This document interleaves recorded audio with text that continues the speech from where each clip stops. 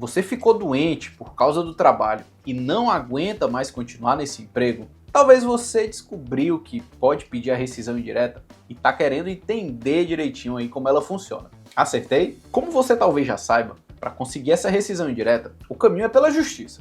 Não é um pedido que você faz direto para a empresa.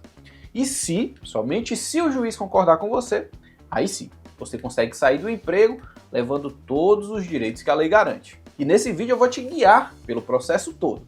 Vou explicar como você começa, quais são as etapas e também vou tirar algumas dúvidas comuns, como se dá para pedir a rescisão indireta e continuar trabalhando. Então, se você quer saber tudo sobre esse assunto, fica comigo até o fim desse vídeo.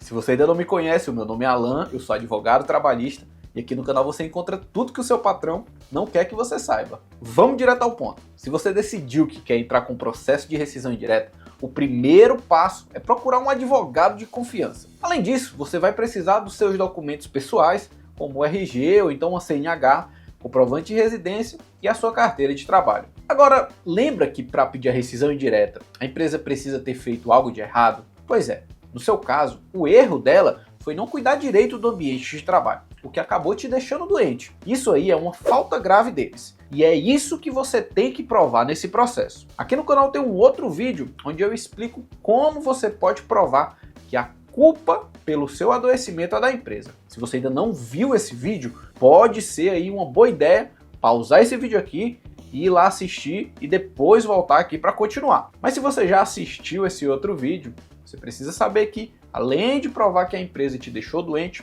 você vai precisar juntar todos esses documentos aí que eu falei, né, entregar lá para o seu advogado. Ele vai usar tudo isso aí para começar o processo na justiça. E aí, uma das dúvidas mais comuns que a gente recebe é, durante o processo de rescisão indireta, eu preciso continuar trabalhando na empresa? E a resposta para isso a gente encontra na lei, mais precisamente no artigo 483, parágrafo 3º da CLT. Eu vou pedir para colocar aqui do lado o que esse artigo fala. Mas vamos ver junto aqui o que ele diz. Nas hipóteses das letras D e G, poderá o empregado pedir a rescisão do contrato de trabalho e o pagamento das indenizações, ficando ou não no trabalho até o fim do processo. Então, o que isso quer dizer? Basicamente, a lei está te dando a opção, né? Se você quiser, pode parar de trabalhar e esperar o fim do processo em casa. Mas se você preferir, pode continuar trabalhando enquanto espera a decisão da justiça. Mas é importante entender que essa escolha é sua.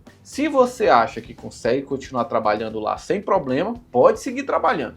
Mas se a situação está difícil, né, e você prefere se afastar, você tem esse direito. Mas olha só, essa decisão de parar de trabalhar enquanto o processo está tramitando não é tão simples assim.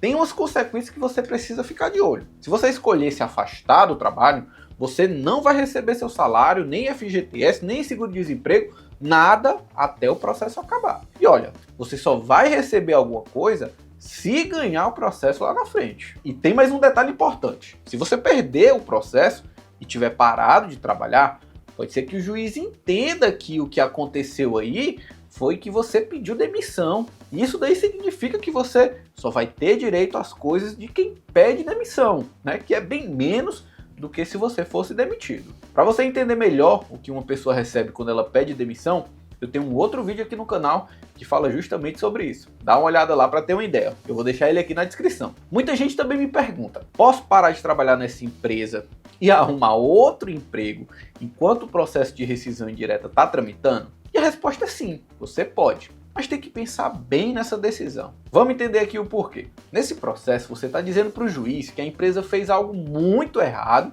né? Algo tão sério que você não suporta mais trabalhar lá. O problema é que se você sair e começar em outro emprego logo em seguida, né? Se não ficar bem claro no processo, o juiz pode pensar que você não saiu por causa do problema lá na empresa, mas sim porque você queria ir para esse emprego novo. E isso daí é um problemão. Se o juiz achar que o verdadeiro motivo da sua saída foi essa nova oportunidade de emprego, ele pode decidir a favor da empresa. Então, se você decidir ir para um outro emprego, conversa muito bem com o seu advogado, explica tudo direitinho para ele explicar isso aí lá no processo e você não ter nenhum problema. E tem mais. Se você está dizendo que não tem condições de trabalhar e está pensando em procurar outro emprego, essa conversa está estranha, concorda? Agora sobre continuar trabalhando na empresa enquanto o processo corre. Isso aí também é uma opção. E olha, a empresa não pode te prejudicar por causa disso, tá certo? Se ela começar a te perseguir, te tratar mal, isso aí pode até virar outro processo com você pedindo uma indenização. Na minha opinião, se der para continuar trabalhando, essa é a melhor escolha. Porque se você perder o processo, né, de rescisão indireta, pelo menos não tem consequência ruim para você. Isso só vai valer se você tiver condições de continuar lá. Beleza. Agora que a gente já tirou aqui algumas dúvidas, vamos entender realmente como é que funciona esse processo de rescisão indireta, quais são as etapas dele. Na rescisão indireta você está pedindo para o juiz ver que a empresa cometeu lá uma falta grave, e por causa disso ele declara que o seu contrato de trabalho acabou. Se você ganhar, o juiz vai mandar a empresa encerrar o seu contrato e pagar tudo que você tem direito. Esse processo geralmente tem 3 partes principais. Na primeira parte, você vai contar a história do que está acontecendo para o juiz, a empresa vai contar a história dela, né, a versão dela, o juiz vai chamar um médico da confiança dele para te examinar e no fim dessa etapa, o juiz vai olhar tudo isso daí do processo, todas as provas que foram produzidas para decidir quem está certo. A segunda parte é sobre recorrer da decisão que o juiz acabou de dar. Se você ou a empresa não concordarem com o que o juiz decidiu, vocês podem pedir para outros juízes mais experientes olharem de novo o seu caso. E a terceira parte é para fazer valer o que foi decidido depois de todos esses recursos. Lembrando que nem todo processo passa por todas essas etapas. Pode ser que nem você nem a empresa queiram recorrer, ou vocês podem resolver tudo com um acordo.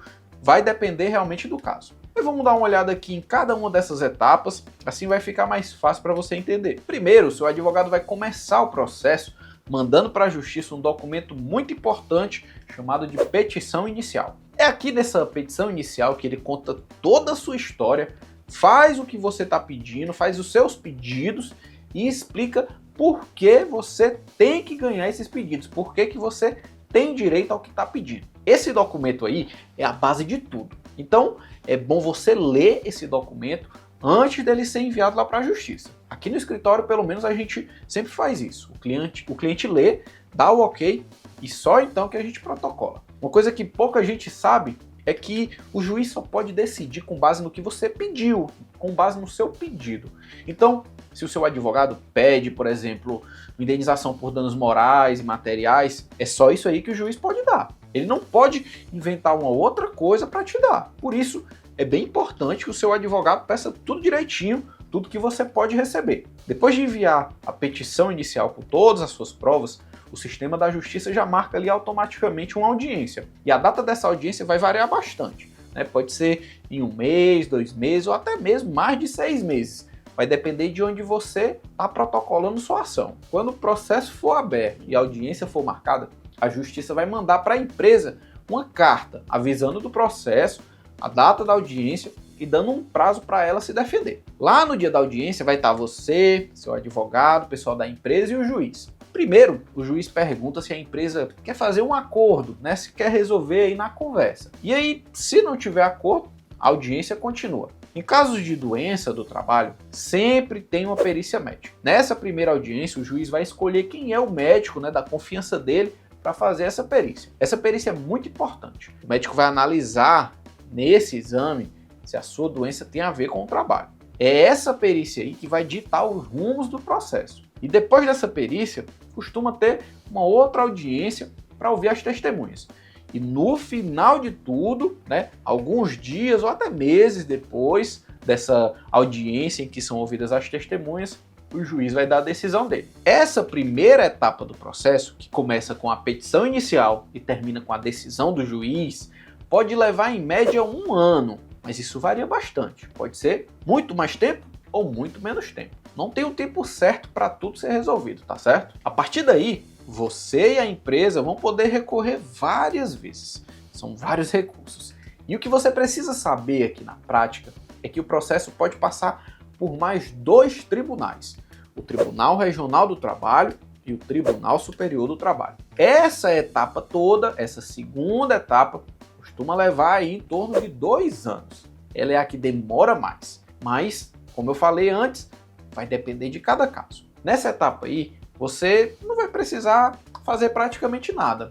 Tudo vai ser aí com o seu advogado, tá certo? Depois que acabam todos esses recursos, se você ganhar o processo, começa a terceira etapa. Aqui é a hora de calcular quanto a empresa tem que te pagar e fazer com que realmente ela pague. Essa parte geralmente é rápida, a não ser que a empresa esteja aí com problemas financeiros, né? Se a empresa não tiver dinheiro, aí pode demorar um pouco, porque o juiz vai tentar bloquear as contas, bens da empresa. Aí nessa situação, parece quase que um novo processo, né? Se chegar aí nesse ponto de a empresa não ter dinheiro. E aí, infelizmente, você vai ter que esperar um pouco. Resumindo, é mais ou menos assim que funciona o processo de rescisão indireta. E tem uma coisa muito importante. Na hora de escolher um advogado, principalmente se for pela internet, tem que ter muito cuidado. É fundamental que você encontre um profissional de confiança e com experiência, para ter certeza aí que ele está te representando bem nesse processo. E se você não sabe como fazer isso, o meu sócio gravou esse vídeo aqui, só falando sobre isso. Não vai contratar ninguém sem antes assistir esse vídeo. Se o conteúdo te ajudou, não esquece de curtir e se inscrever aqui no canal. Um abraço e até o próximo vídeo.